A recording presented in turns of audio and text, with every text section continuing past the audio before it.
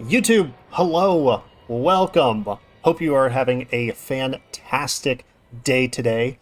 Today is February, or no, not even February. It's March 1st, 2025. I'm getting my days mixed up already. And today, it's going to be a little bit different day. We're going to be discussing BioShock and its influences, or how Greek mythology influences the game. In my main channel, we have a video on this. I made this video about a year and a half ago now. I think it was either April or May of 2023. So it's coming on 2 years.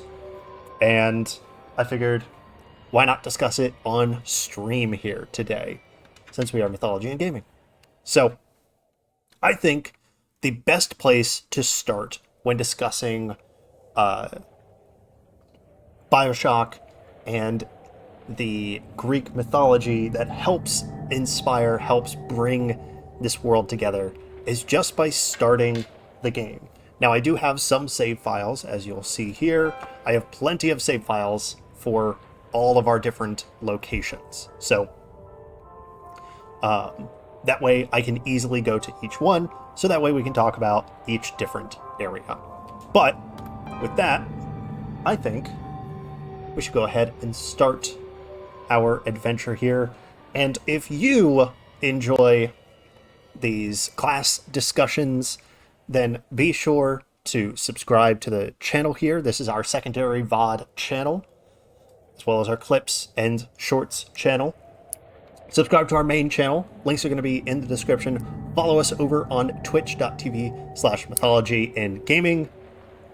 Like, share, everything that helps support the channel. We even have a Patreon if you want to support in that way. So that way we can get to doing this more full-time, part-time. So that way I can bring more content to you. But with that, let's dive in. New game plus. We're just going to do new game because we're not going to save anything, and then we'll get into everything else. So, new game. We're going to...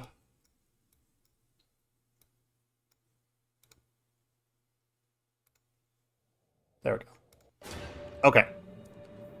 I'm just selecting easy brightness, so that way everyone can see, and we are able to actually play through this beginning section. So, obviously, as you can tell, BioShock takes place in a city called Rapture. Oh, son, let's see. you're special. You were born to do great things. Oh, let's play out. You know what? They were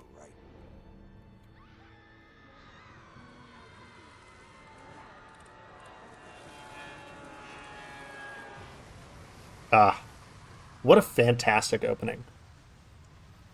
So, BioShock obviously takes place in the mid-Atlantic and takes place in a city called Rapture.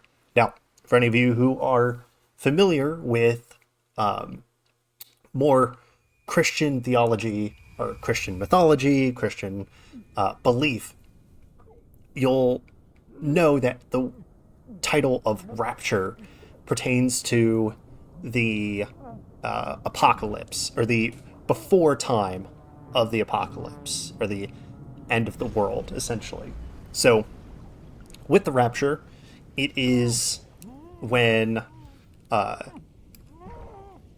humans are being brought up into heaven. So it's meant to show that Rapture itself is a heavenly type of place, when in reality it's not. That's because Rapture is meant... Now, we'll stop right here and look at this. Rapture is meant to represent this utopia. Let me get it a little closer so it's not in the audio. Okay, there we go. Sorry, I didn't want the fire overshadowing. So Rapture is meant to represent that, utopia sense. That's kind of what the original concept of the entire city was meant to be, especially with the book Atlas Shrugged being a very big influence for this. So let's start with how Greek mythology influences BioShock by looking at our lighthouse. Now you'll notice from where we stand here, or float, really, as we're floating here in the ocean, when we look at the lighthouse here, it is towering. It is like a mountain. And of course, right at the top is the light. This more than likely is meant to represent that Olympus type of feeling. As we see that it is a huge lighthouse. I mean, of course, lighthouses are meant to be gigantic, but this one towers over us. I mean, look at, like, here's me looking at the, like, normal eye level. Like, I have to go full up just to be looking at the light above. And that is meant, the light up there is meant to represent that heavenly, divine light that Olympus brings about as Zeus and the other gods stand atop Mount Olympus to look upon humanity. So there's that sort of introduction into it. We know that this connects to mythology right out the gate because we know of the city's name. So how then does it further connect to Greek mythology? Well, let's continue on.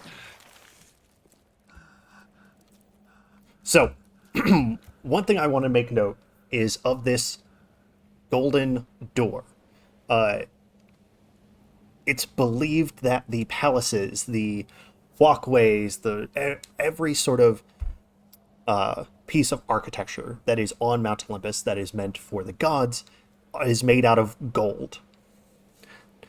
Potentially not exactly gold, but is gold in color. Potentially is bronze of some sort.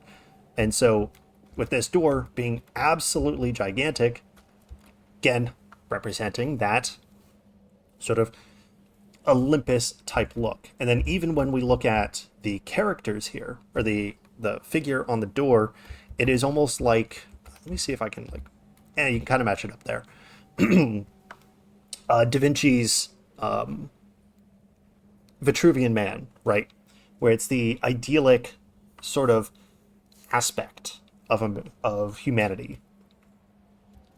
There he's holding a solar object, a disc meant to represent that divine light. And then, of course, the wings being angelic, again, heavenly divinity. So we'll go in, and the door shuts behind us. Here we can get a little better look at the character. As we look through, once again, huge golden or even brass or bronze figure. However, the interesting part is where it says no gods or kings, only man. The utopia that's presented here with Rapture is meant to represent the control that man has over his domain. Now, of course, if you've seen Jurassic Park, I know not mythology, but if you've seen Jurassic Park, control is an illusion. And we'll come back to this sort of control, fate, determinism later on down the line when we get to when we actually get to Andrew Ryan later on. But it is an irony of sorts to say that there is no gods, no kings, only man here in Rapture, when the city itself is named after a apocalyptic, I can't think of a proper term, of a release from the mortal realm and into a divine realm. So, and the thing I like about this as well, to connect it again to Greek mythology, is the fact that we come from our normal, or seemingly normal life, our world on the surface, and going down into the depths.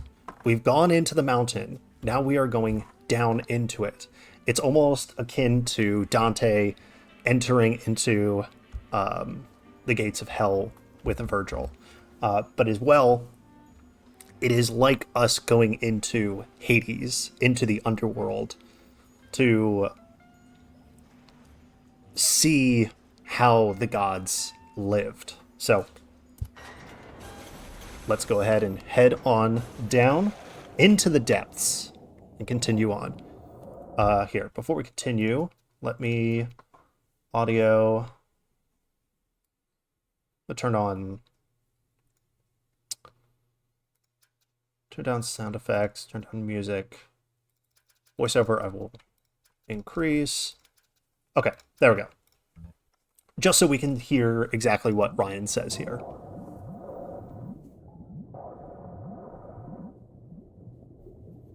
Again, there's that figure.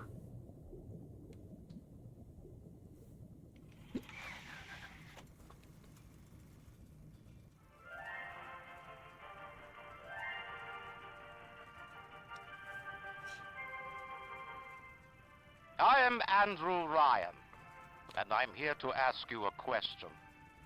Is a man not entitled to the sweat of his brow? No, says the man in Washington, it belongs to the poor. No, says the man in the Vatican, it belongs to God.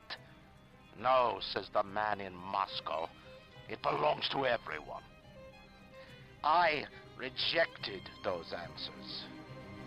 Instead, I chose something different. I chose the impossible. I chose Rapture.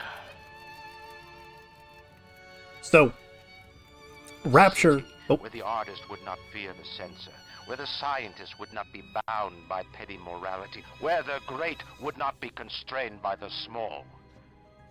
And with the sweat of your brow, Rapture can become your city as well.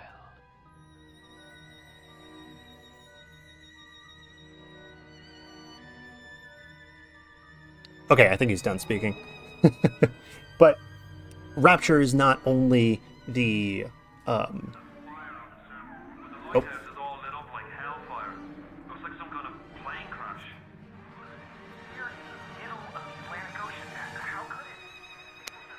There we go.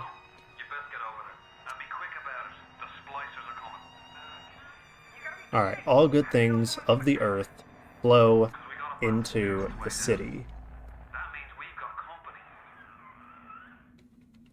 So, there is a lot here in these opening moments of BioShock. So, with the city of Rapture, it is not only the Christian sort of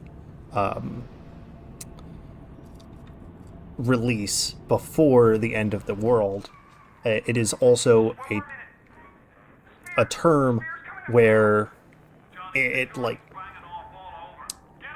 where you see something so enthralling that it just takes over everything. So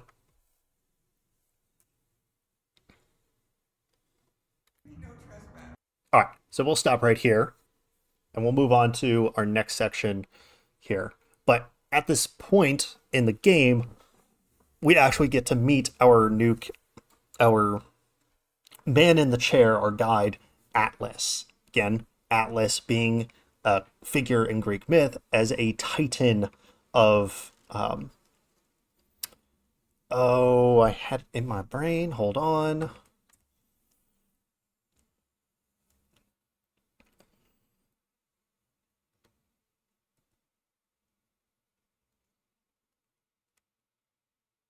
Of course, it's the one thing that I forgot to take a note on.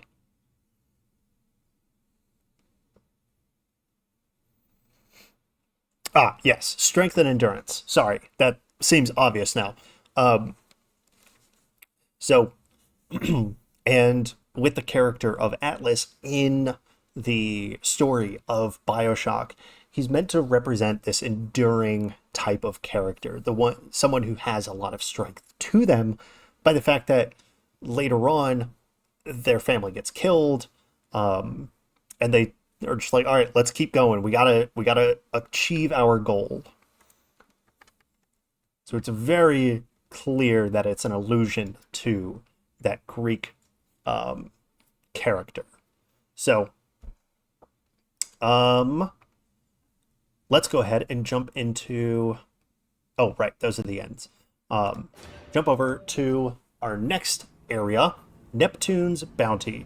Obviously, Neptune is very familiar, or should be very familiar to you, as the Roman equivalent to the Greek god Poseidon, as the god of the waters, the oceans, the seas.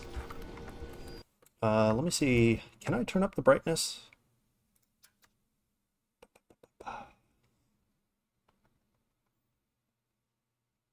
Oh, hold on. There it is. Adjust brightness. Okay. Apparently it's as bright as it can be. So I apologize if it's not 100% visible. But Neptune's Bounty is the place where the sea slugs were first discovered to acquire Adam and Eve, the two necessary chemicals that help the city thrive and be exactly what we see now with... Actually, this is a pretty good example with seeing a Splicer down there. We have big daddies roaming around. We have little sisters. And it's also a connection to... Okay. I'm going to move over here. That way we stop listening to him. So it connects to the fact that the city of Rapture is meant to represent Atlantis. And Atlantis in Greek myth. Now, of course, it wasn't 100% with Greek mythology. Atlantis was created from Plato's Timaeus accounts, where Atlantis is a city in the middle of the Atlantic Ocean, where the citizens, the leaders of the city, kings, queens, noblemen, are all they all exhibit a lot of hubris. And that illusion is to show that the hubris is what brought the downfall of Atlantis as it flooded and everything. And so when we look at... Here, I'm going to go ahead and take care of this guy here. Alright, cool. So, bring our handy-dandy wrench. So if we look at Neptune's Bounty here, we can see that it is in absolutely horrible shape. We have fish just on the floor here. When we walk around, it is drab, dirty. It's unkempt. And then... and even when we look over, we see that water is pouring into the place. We see that water is, flooding certain areas. Like, things are not okay here. Here, there's actually... Oh, he's stuck. See, we actually have places where water is literally flowing into the city when it's not supposed to. Okay.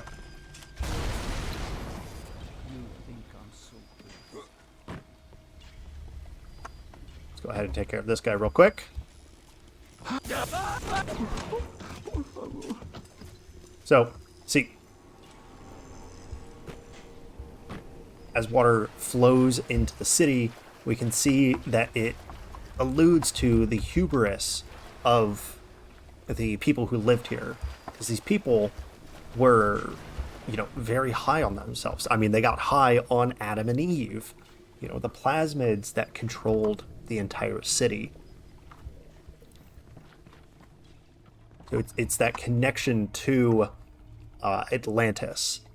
And if we actually switch over here,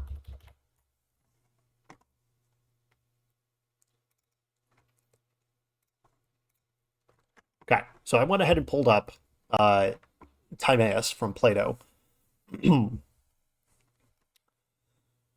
So at the beginning here, he says, this power came forth out of the Atlantic Ocean. Here he's talking about Atlantis. For in those days, the Atlantic was navigable, meaning that it could, we could travel across it.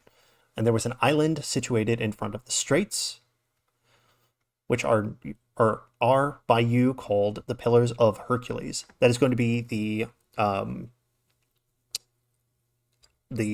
land masses that connect the Atlantic Ocean to the Mediterranean. So where we see Spain and Portugal and Africa connect. So continues on. The men of Atlantis had subjected the parts of Libya within the columns of Heracles as far as Egypt, saying that this, and of Europe as far as Tyrrhenia. So it's showing that Atlantis was huge, was an absolutely gigantic landmass, and was very, very powerful. Had strong military, scientific, and philosophical beliefs.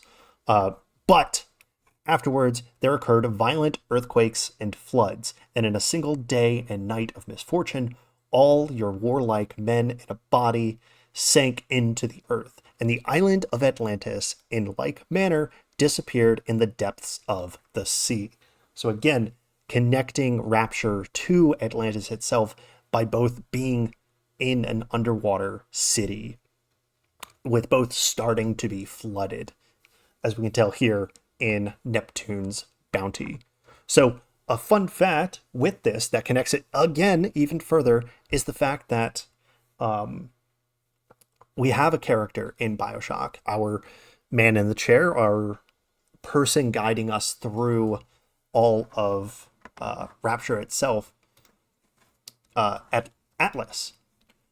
It's believed that the leader, or the first king of Atlantis, the one who the city is actually named for entirely, was the very first king, Atlas, who was a son of Poseidon. Now, the Atlas of Atlantis is not the same Atlas as with the Titan. So it is, again, connecting those two, technically three, all together. The fun part about this is the fact that Atlas, the Titan Atlas, was believed to be holding up the heavens near the Pillars of Hercules, or Heracles, which is fantastic that it all comes back together. So with that out of the way, here, we can actually see a Greek image. This is from, I believe, 600 BCE, showing Atlas here holding up the heavens, and then one of his siblings, Prometheus, having the eagle eat out his liver. But we'll be getting to that in just a bit. So let's go into our next area here, and I clicked off, not going to the right place.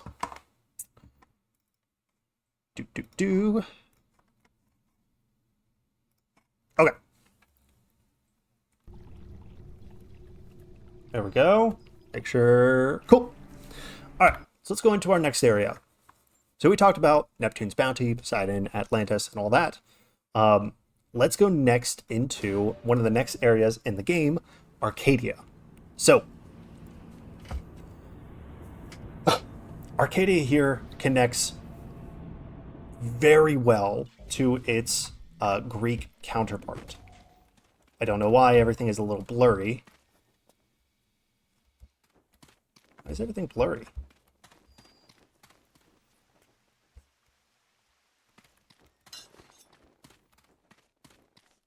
I don't know if you can see that, but things are blurry with this. Or am I drunk? I think my character's drunk. Anyway, so Arcadia, we can see right here from this point that Arcadia is a beautiful area. Arcadia in BioShock is the oxygen producer for the entire city. Now, of course, this much greenery to represent or to help give oxygen to an entire city is not actually enough, but that's for a different type of discussion. But Arcadia, oh god, that's really messing with my head. But Arcadia is this, oh god, that blur is really messing with me. I don't know why it's happening so frequently.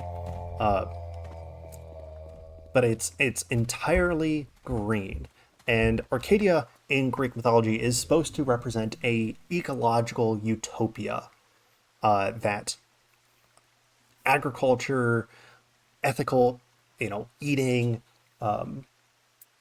the people here live in an almost utopian landscape. And of course, this area is meant to be protected and watched over by the gods Hermes and Pan. Pan being a god of mischief, but also a satyr of the forest, with satyrs, nymphs, all meant to be protectors and guides through the forests of Arcadia and of the Greek Isles. As well, a lot of Arcadia in Greece, since Arcadia is an actual place, it was an area in the middle part of the Greek Isles. Oh, we have a visitor. And it was a lot of cults were actually formed in Arcadia here. So two of them especially were the cults of Demeter and of, I always pronounce this wrong, Despoina. Despoina? I'm going to say Despoina. Demeter being a goddess of agriculture, and Despoina being another goddess of agriculture. Excuse me. Being another goddess of agriculture. Yes, Greeks did have multiple gods for singular purposes or multiple purposes. Well, oh, okay. Did he die? Now he's dead. And in these cults, a lot of people would sacrifice animals to them to show their fealty to those goddesses, those gods, and then use that meat to help not only themselves, but the rest of the fields. Use the manure, use the hide, the meats, everything. Now, in BioShock here, we actually do have a cult that is formed here in Arcadia specifically. So if we move over to this cave, we will see specific idols. Now, of course, there are feminine idols, but idols nonetheless in a cave away from the greenery.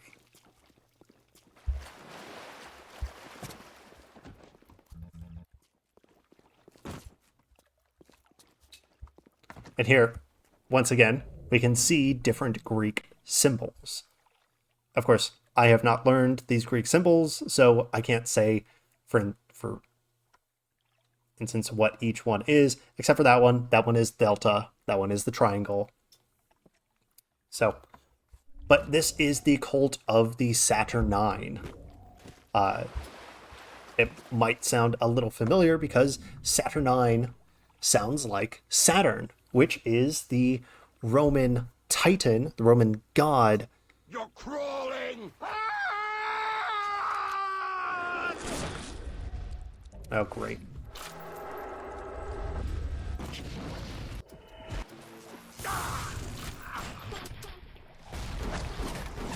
There we go. Okay, took care of that guy. So, Saturn is the Titan, the god of the earth. Well, not of the earth. Of the harvest.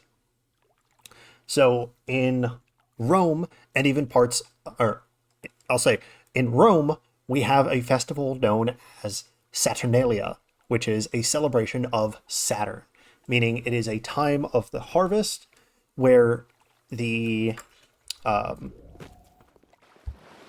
Greeks would take all of their harvested food and the meats that they would have, as well as drinks. I don't know why I'm so blurry right now.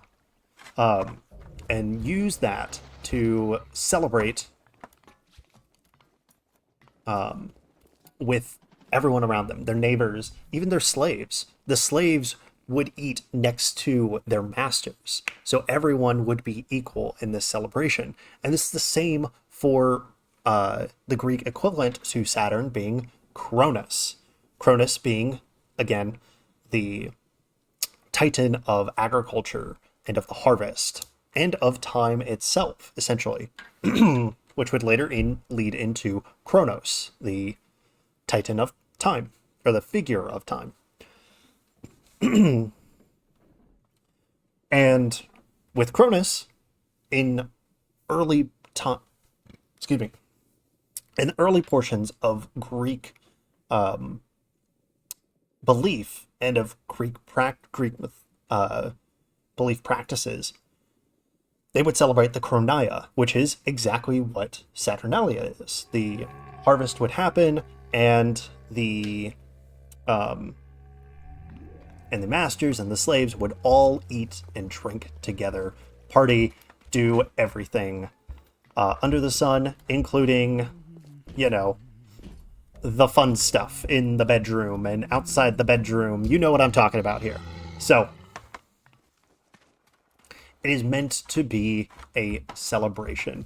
And with Arcadia here, it is... Goodness, I'm tired of these things. So, Arcadia really shows that that connection to a utopian or ecological utopia, the land of cult worship and the land of beauty. This is also where the farmer's market is, where all of the harvest is for all the fruits and vegetables of the entire city. So let's go ahead and jump into our next area, which is going to be Fort Frolic. Now, Fort Frolic may not have as much connections as other places, but there are some connections that we will see here and there. First and foremost, let me...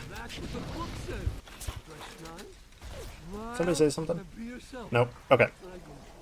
Here we can actually see, come bite the apple, and we have a womanly figure here being the apple of the tree of knowledge, and Eve taking a bite of that apple. So, and even if we look at the title, Eve's Garden at Poseidon Plaza. So there's a couple connections there that I would that I'll briefly touch on. Also, there's Sander Cohen, he's dead.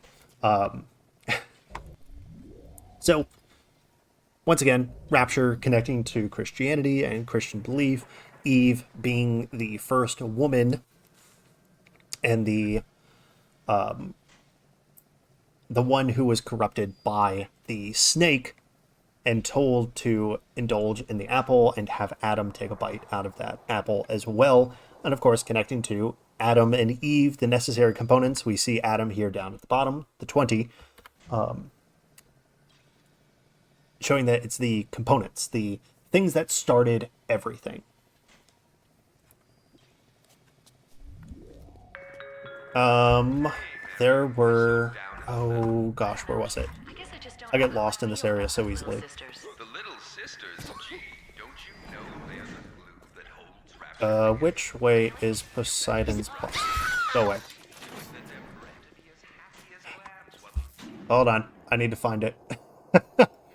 I lose my place so easily in this. Okay, go. Okay. Oh, there it is. It's literally right ahead of me. So,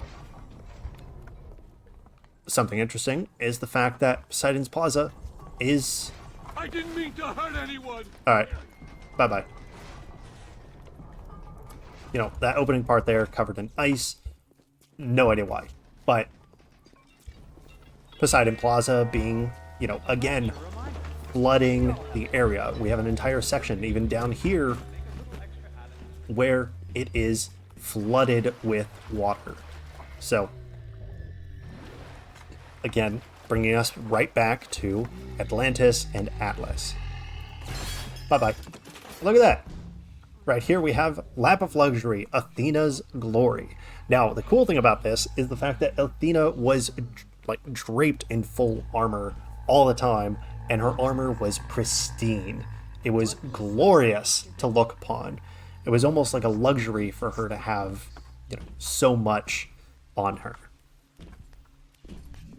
I don't think... Ah, yes, here we go.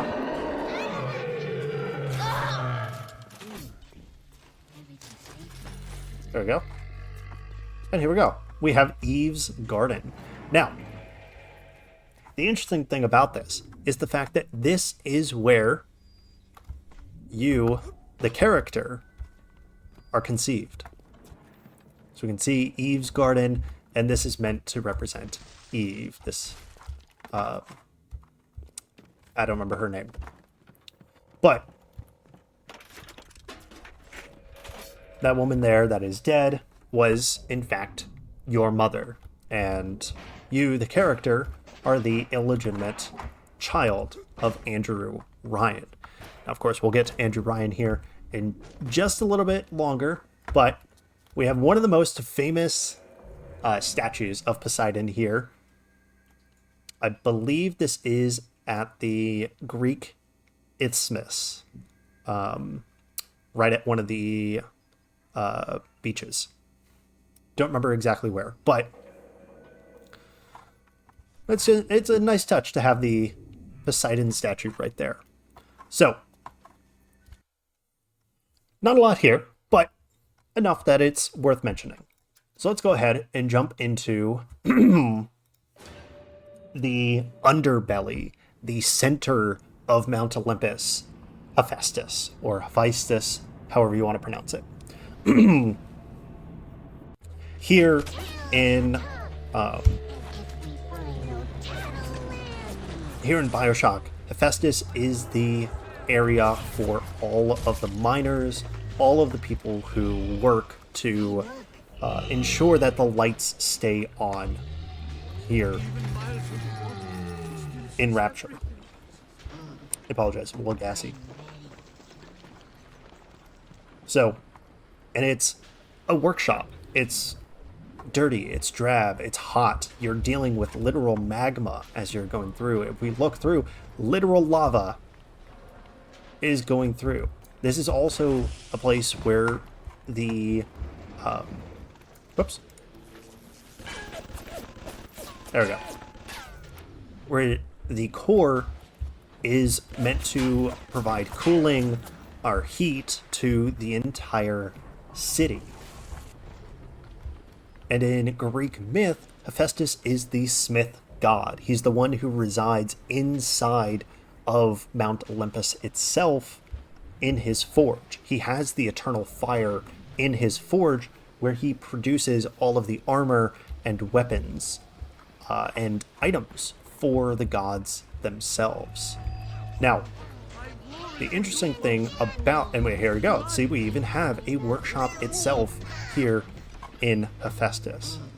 Now, the interesting thing is the fact that in Hephaestus itself, we have the Rapture Central Control, which, as you'll see here in just a moment, is where the office of Andrew Ryan is.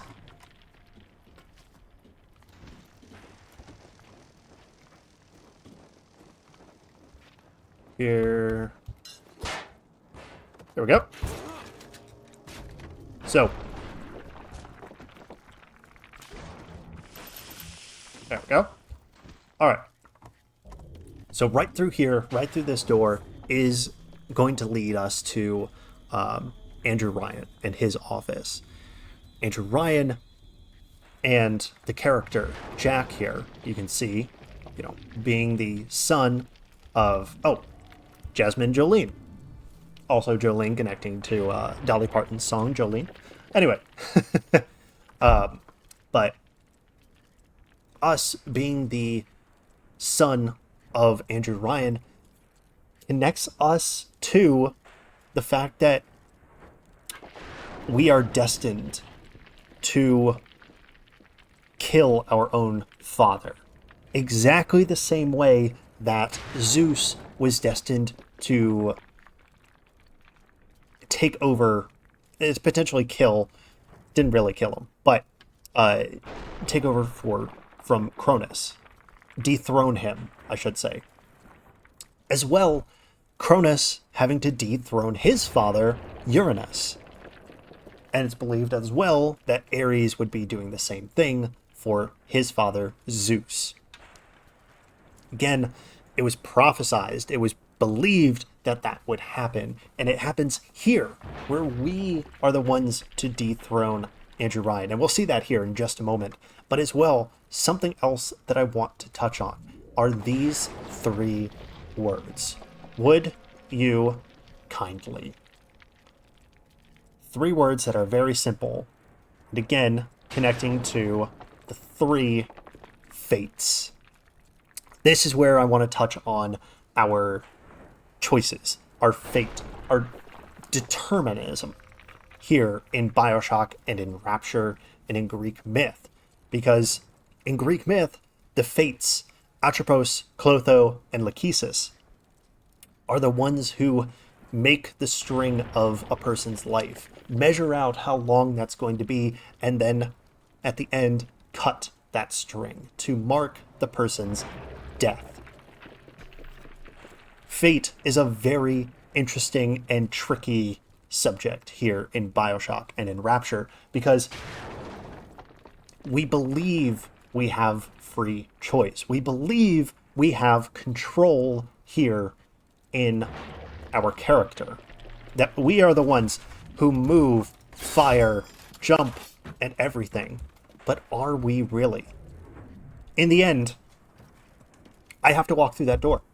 If I stand here, the game doesn't end. It just continues to do this. It's every 30 seconds that a rumble happens. The walls don't collapse. The city doesn't destroy itself. My line continues until I go through that door. And then the next knot happens.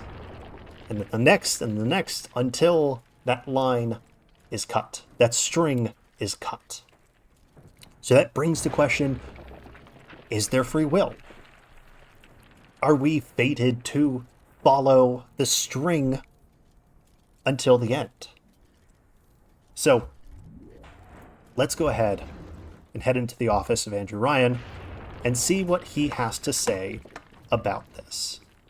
The assassin has overcome my final defense, and now he's come to murder me. In the end, what separates a man from a slave? Money? Power? No.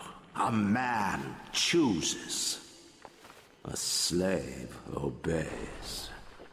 You think you have memories. A farm. A family. An airplane. A crash. And then this place. Was there really a family? Did that airplane crash? Or was it hijacked? Forced down. Forced down by something less than a man, something bred to sleepwalk through life until they are activated by a simple phrase spoken by their kindly master. Was a man sent to kill, or a slave? A man chooses. A slave obeys. Come in. So, now, before we step forward and tackle this next part, of course, viewer discretion is advised. We are going to kill him. It is a little graphic, but A man chooses and a slave obeys. This sort of thought is entirely faulty because, again, that question of, do we really have a choice? Because we have a choice to stand here and just do nothing, right? We have a choice to turn around, but we can't do anything. I have a choice to stand right here and let the game continue. But in the end, if I want to progress the game, if I want to get to the next part of the story, I have to step forward. I have to interact with Andrew Ryan here, and I have to kill him. And even still, we go through this entire game. Now, of course, at this point in time, the game, we're about 2/3 through the game. And we are told to kill Andrew Ryan, that we've seen the travesty of Rapture, the destruction, the corruption of what is going on here. You know, the torment that the people face in Rapture, in Atlantis, the hubris of the entire city.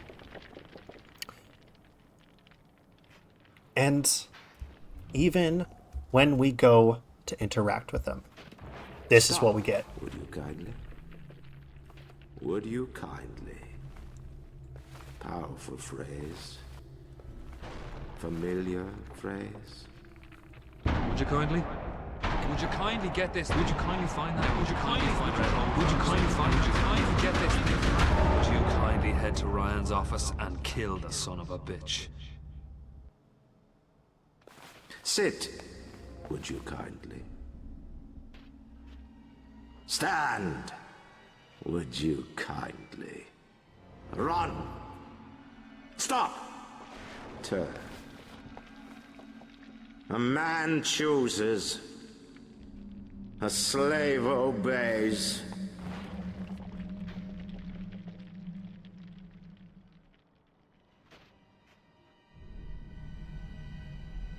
Kill!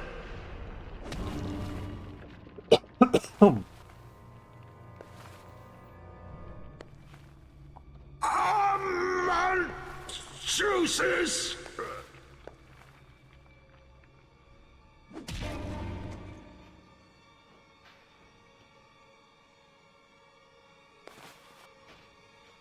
A slave obeys.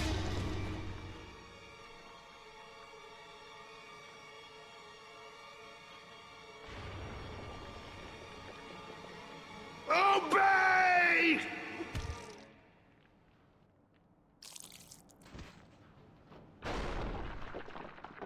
Hurry now! Grab Ryan's genetic key! Now would you kindly put it in that goddamn machine? Look at that. And there is how we end Andrew Ryan. Not through some sort of clever boss battle where we have to, you know, sabotage certain equipment to get him out of his hole, or, you know, fight him like many of the other splicers or big daddies. He's killed in a cutscene. We have no control over it. Again, that control is, as I said before, an illusion. We are fated to kill him no matter what. We don't have a choice.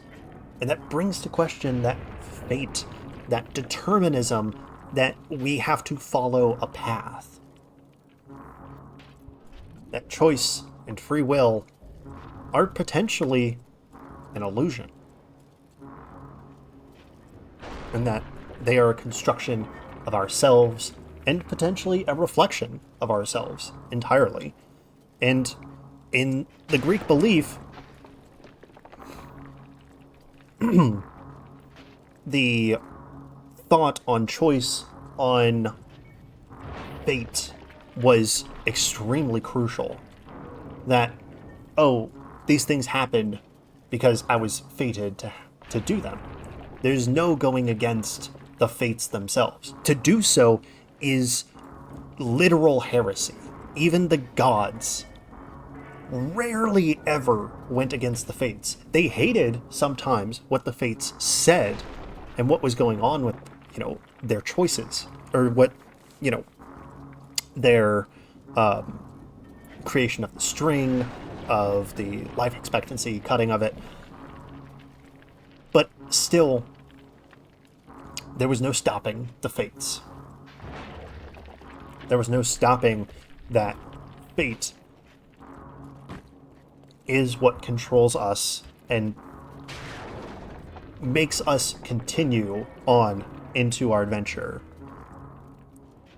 Now, in my original video that I had posted on my main channel, I used this next moment here to touch on, especially here in Hephaestus, a character that many people know very well, and that's Pandora.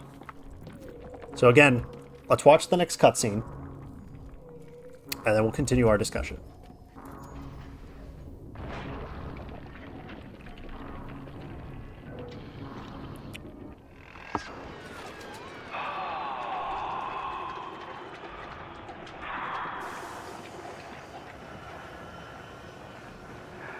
Nice work, Bio.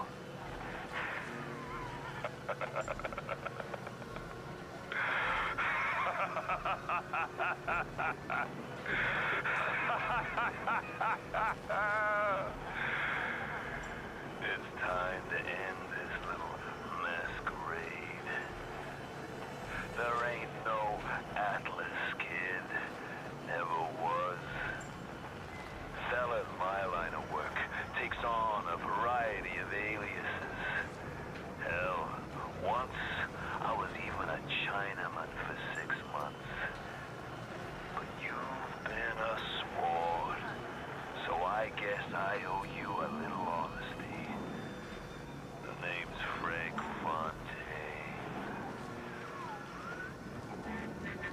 I gotta say, I had a lot of business partners in my life, but you, of course, the fact that you were genetically conditioned to bark like a cocker spaniel when I said, would you kindly, might have had something to do with it, but still.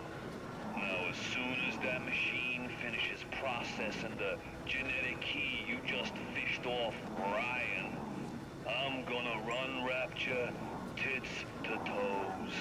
You've been a pal, but you know what they say? Never mix business with friendship. Thanks for everything, kid. Don't forget to say hi to Ryan for me. So, there we take over Rapture, essentially, for Frank Fontaine. We take the box, the pathos of Rapture itself, and open it to unveil all hell breaking loose. We have things attacking us, alarms going off. We'll have so many different sentry bots, so many different turrets attacking us, alarms going off. And this equates and alludes to the opening of Pandora's box. Now that we have acquired the box, the genetic key, and we've opened it, we've released the evils of the entire world. Doubt, fear, anger, and there's only hope that's left inside of the box. And it's fitting to use this illusion because of the fact that we are in Andrew Ryan's office, which is in Hephaestus, as it's believed in Greek myth that the character, the woman Pandora, was crafted by Hephaestus himself and given as a wife to Epimetheus, the brother of Prometheus. So now that we have all hell breaking loose, that is the opening of Pandora's box. Now, when we get into the next areas, everything is more difficult. The splicers take a lot more hits. The big daddies hit harder, have a lot more health. We'll be facing more splicers than ever before.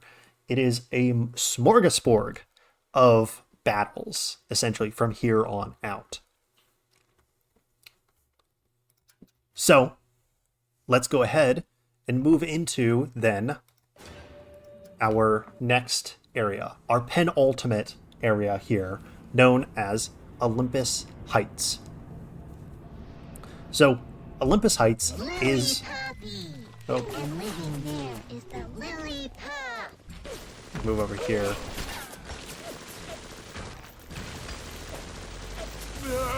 See here? Okay, well that's the exploding one. That one's meant to do more damage. Anyway. But here in Olympus Heights, Olympus Heights was the area where all of the highest people... Here we go. Olympus Heights is meant to be where all of the rich and powerful live. This is where Sandra Cohen lived, Frank Fontaine, Andrew Ryan even lived here. All of the people, the upper echelon of the pantheon of Rapture lives here in Olympus Heights, exactly like the pantheon of Greek mythology. And as well, this is even one of the highest points of Rapture itself. It's not like how it was in Hephaestus, which was at the very bottom of the sea, even sometimes under it, or under the ground at the bottom of the sea. But here we've moved to one of the higher points of the city itself. And here we have multiple different... Oh my god. Okay, well, I'm getting attacked. Alright, I need to take care of this real quick. Okay, cool. It's dead. Anyway, as I was saying before, I was rudely interrupted. It's fitting that here in Olympus Heights, we have... Oh, they're not labeled because I haven't seen them yet. We have multiple different living spaces for the people. We have Apollo Square. We have Mercury Suites.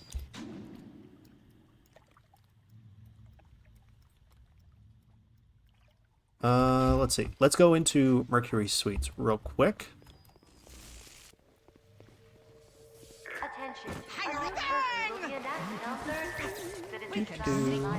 Don't you disrespect me! Run away! You people will never amount to anything! Oh my god. Okay, there we go. I think it's in here, right? That won't work alone. My pay didn't have this.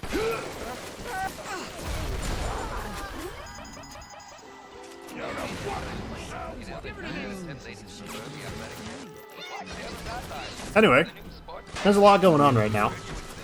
But, as well, there's a place here in Olympus Heights, also known as Hestia Square. Hestia being one of the oldest of the Olympians. I believe she is the second. No, I think she's the oldest, actually. Of the original Olympians, being Demeter, Hestia, Hera, Zeus, Poseidon, and Hades. So, and Hestia was the hearth bearer of Olympus. She was the goddess of the hearth. And the hearth was the warmth, the fireplace of where the house was, of the home. This is where a lot of food was cooked. This is where much of the heat for the entire home was brought. So it's fitting that Hestia's chambers would be here, as that's where many of the regular citizens actually lived. And unfortunately, I don't know if I'll be able to show it here.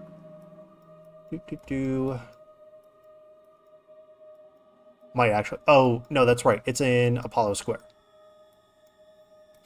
But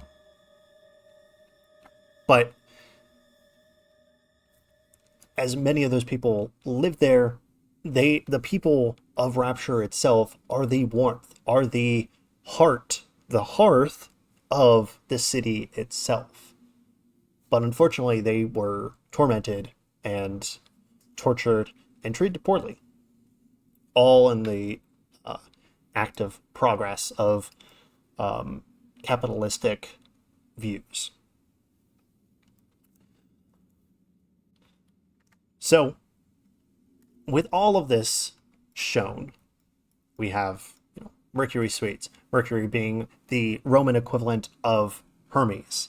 This is also where many of the elites of Rapture lived. We can even, as we look up here, we can see there's a tall tower that leads to an elevator up to Frank Fontaine's home. So,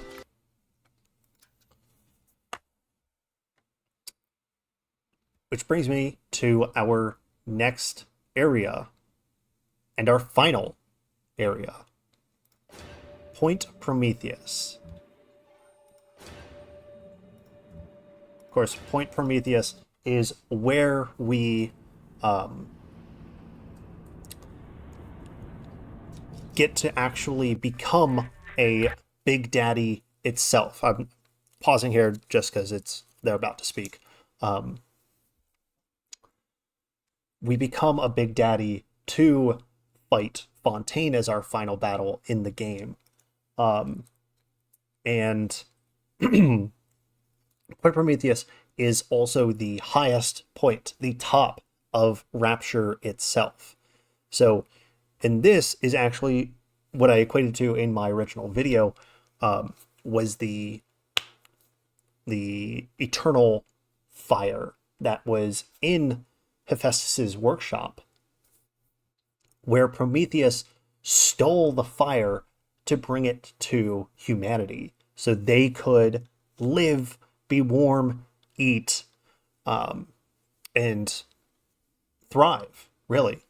And we're doing the same thing here in Point Prometheus by becoming a Big Daddy, by taking that fire, that ability of the Big Daddy, or the strength of the Big Daddies, to overthrow Fontaine and to help the citizens of Rapture thrive.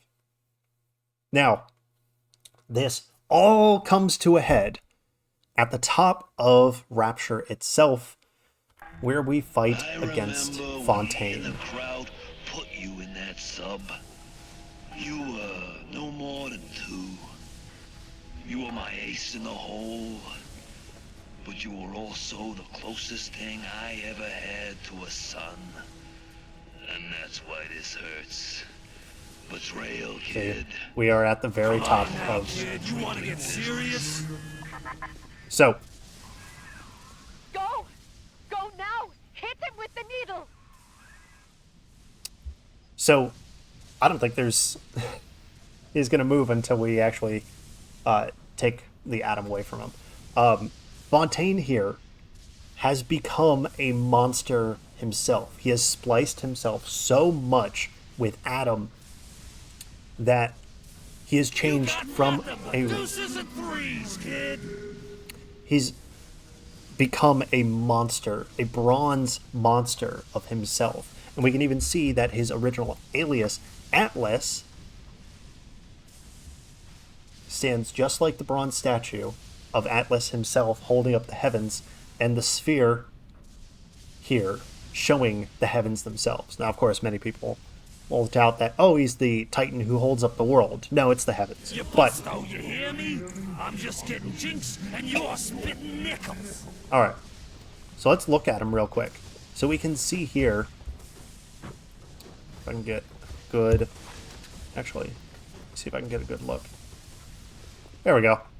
So we can see here that he is very much a bronze character, showing that he is the one to hold up the heavens.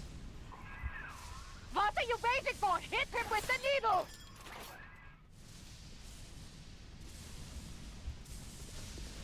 So, if we take the atom, we can see him a little bit better.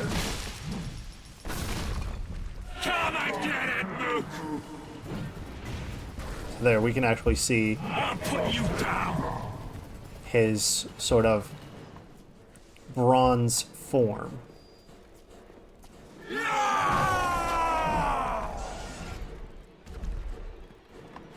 There we go. I'll get you!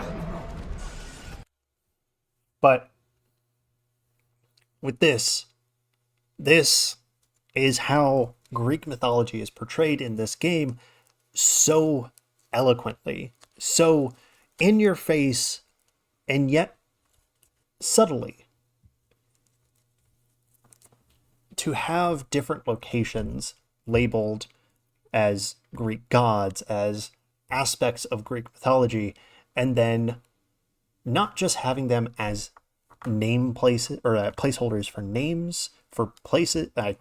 Repeating myself here, but not just as placeholder names, but as actual physical ties to the Greek pantheon. The illusions that are constantly used in BioShock is so well done.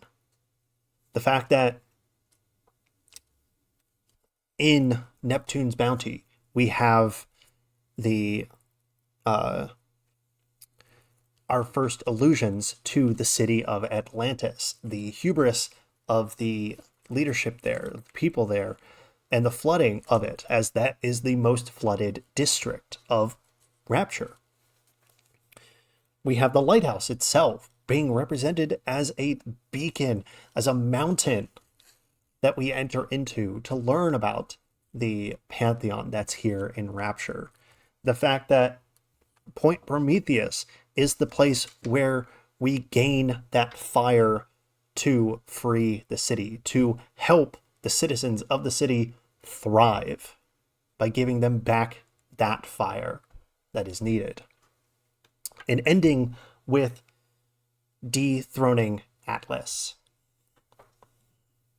By dethroning Atlas and learning about the fates and seeing that Atlas, or even Fontaine, did everything in his power to change his fate, to become a man of choice and of free will, but in fighting the fates, he ended up perishing. So, what do you say? We defeat Frank Fontaine, and then we end this as all things should. You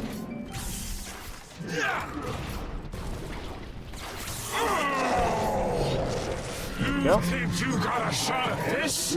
I'm barely getting started.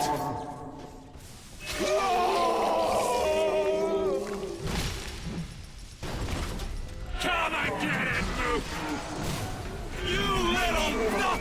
You think I'm alone in this world? I got more than enough mugs to watch my back while I recharge. Get him, Mr.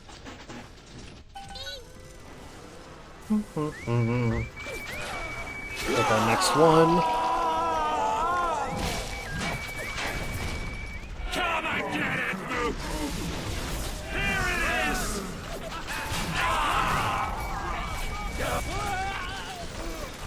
I'll put you down!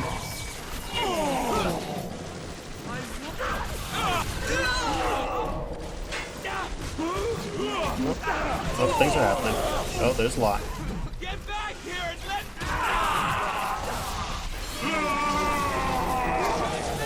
Need a minute. You. I'm gonna cut There we go. And there we go. And so, just like I that, had you built. I sent you topside. I called you back, showed you what you was capable of.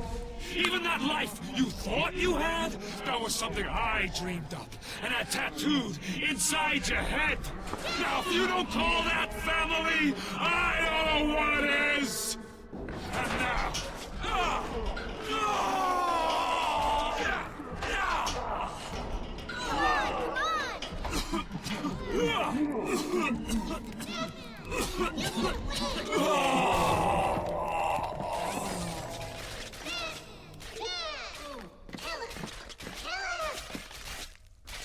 with that, Frank Fontaine has been defeated as he tried to fight fate. And you can never win against fate itself. They offered you this city.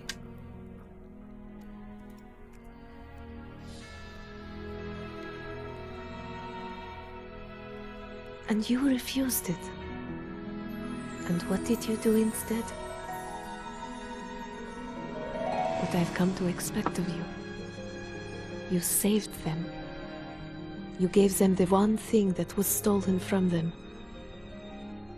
A chance. A chance to learn. To find love. To live. And in the end, what was your reward? You never said. But I think I know. A family. With that, BioShock and the connections to Greek mythology is over.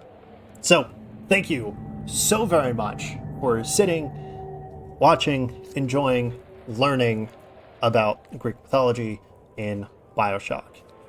If you have any questions, if you have any comments, thoughts, feelings on anything, disagreements on certain things, please do let me know down in the comments. Thank you. Please subscribe, like, share the video, follow me over here at twitch.tv/mythology and gaming for more class discussions and games on mythology, as well as discussions on mythology. Thank you again. Love you all. And I'll see you next time.